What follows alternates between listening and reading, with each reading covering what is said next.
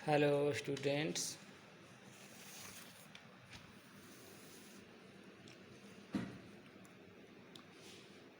आज हम BEd fourth semester के लिए जेंडर स्कूल एंड सोसाइटी के अंतर्गत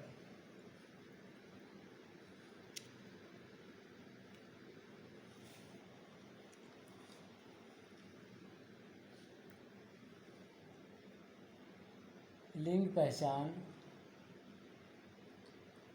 में सामाजिक जैसे घर परिवार और समाज के ऊपर होने वाले प्रभाव के बारे में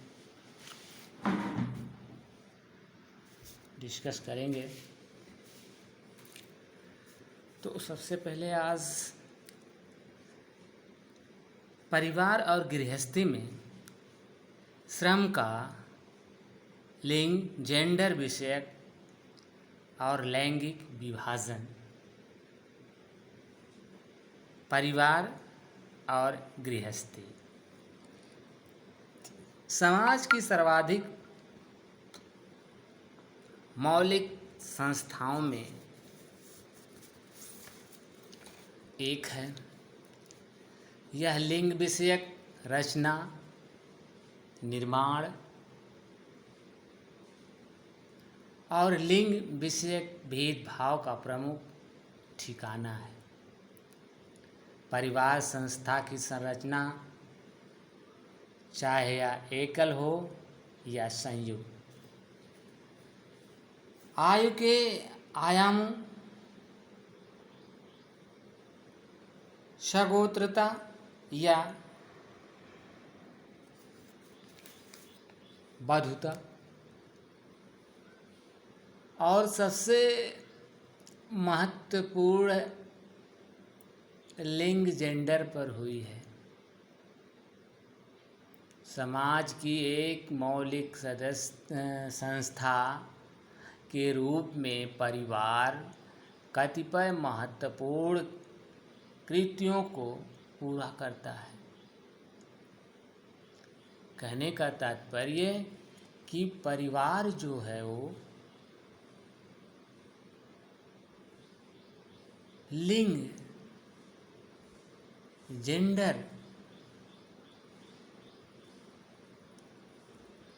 समाज की एक मौलिक संस्था के रूप में परिवार कार्य करता है। गृहस्थी में श्रम का मौलिक विभाजन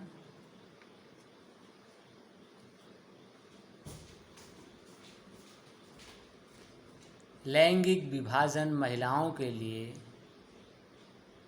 जिन उत्तरदायित्वों को निरूपित करता है वह प्रधानतः पुनरुत्थापना,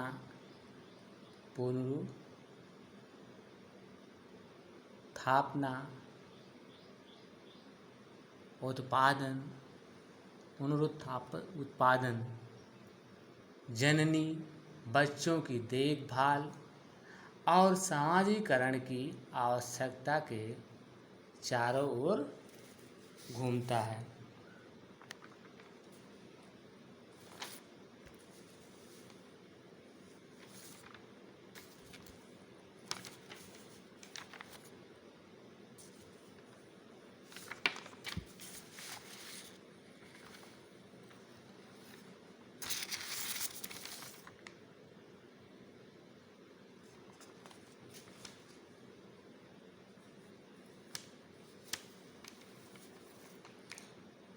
लिंग पहचान को जन्म देने वाले कारक।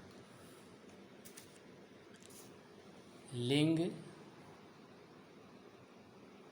पहचान को जन्म देने वाले कारक। समाजीकरण किस प्रकार लिंग पहचान को प्रभावित करता है, उसमें समाजीकरण की क्या भूमिका होती है। समाजीकरण व्यक्ति द्वारा अपनी संस्कृति के अनुकूल ढलने के लिए समाज के मूल्यों का अंतःकरण करने, उसका उन्हें आत्मसात करने की प्रक्रिया है।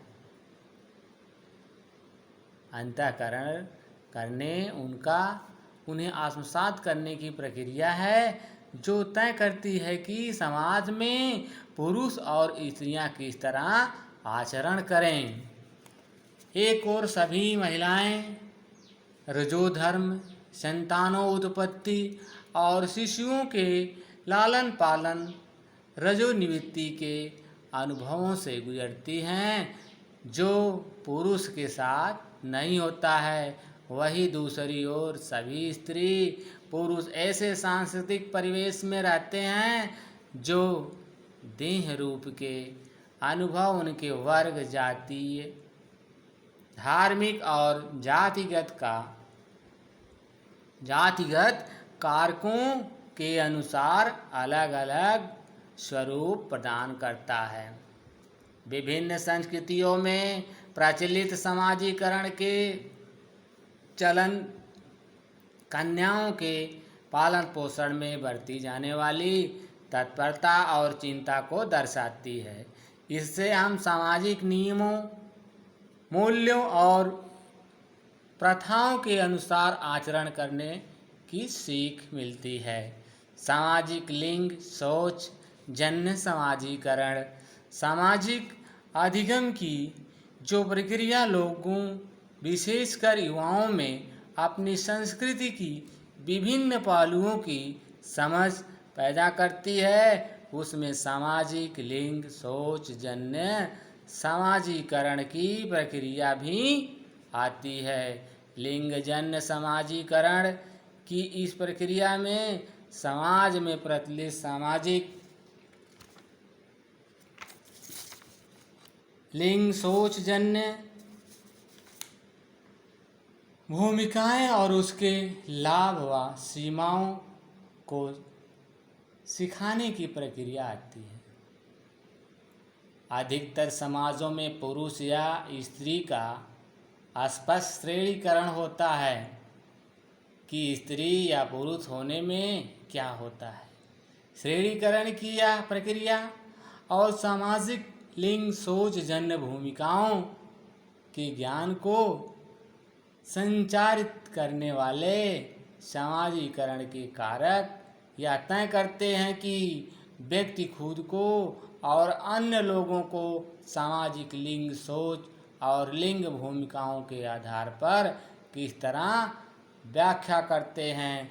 सामाजिक लिंग सोच जन्य समाजीकरण के वाहक माता पिता, भाई बहन,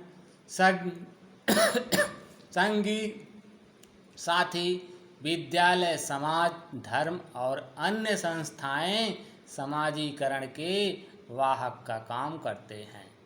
छोटे छोटे बच्चों के लिए लिंगजन्य समाजीकरण में मुख्य भूमिका उनके माता पिता, दादा दादी सहित परिवार के अन्य सदस्य निभाते हैं। इसे वही तय करते हैं कि परिवार लड़के के साथ किस तरह का व्यवहार करे और बच्चे को किस तरह के खिलौने और कपड़े दिए जाएं। लिंग पहचान 2 वर्ष के भीतर ही स्थापित की जाती है, जिसके संबंध में मर्द हूँ या औरत हूँ यह धारणा होती है। प्रसिद्ध मनोवैज्ञानिक सिगमंड फ्रॉइड के सिद्धांत के अनुसार समलिंगी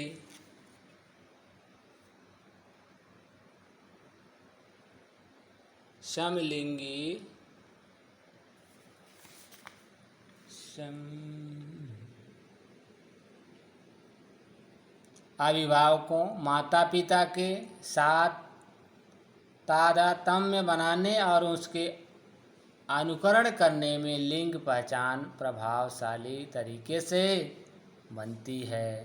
फ्रायड जिस प्रच्छन्न या अव्यक्त काल 7 से लेकर 12 वर्ष की आयु की बात करते हैं, उसी दौरान स्त्री और पुरुष अपने को एक दूसरे से पृथक करने लग जाते हैं। इसे हम समाजीकरण की प्रक्रिया का ही हिस्सा मान सकते हैं।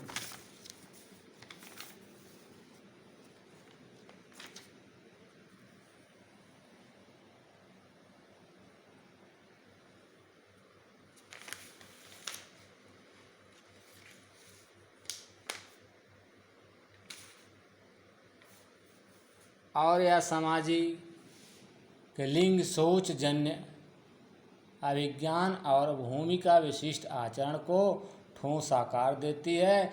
किशोरावस्था के दौरान संगी साथियों का प्रभाव लिंग समाजीकरण के सबसे शक्तिशाली कारक के रूप में काम करता है, क्योंकि किशोर आपस में छोटे छोटे सामाजिक समूह बनाते हैं जो वयस्क जीवन और बृहत्तर समाज में उनके संक्रमण को आसान बनाता है।